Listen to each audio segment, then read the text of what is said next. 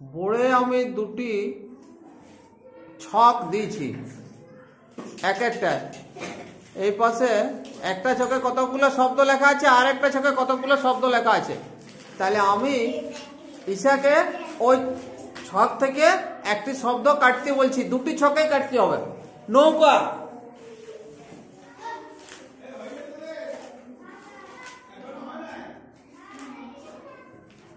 এবার রাজীব যাও, তুমি কাটো ফুল।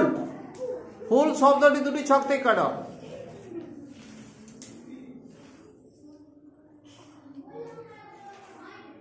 আবির, তুমি লঙ্কা শব্দটি দুটি ছক থেকে কাটো।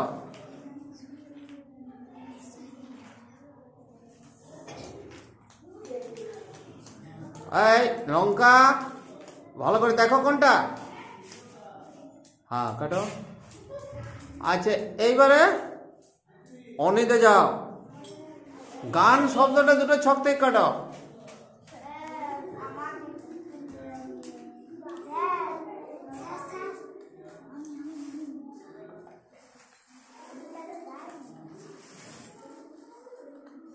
রিমা যাও,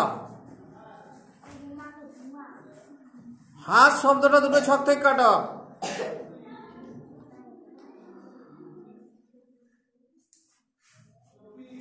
রাকেশ যাও,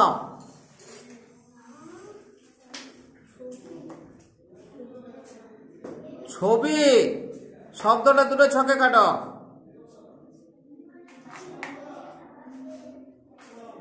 তাহলে এসে একবার পড়ে শোনাও কি কি লেখা ছিল।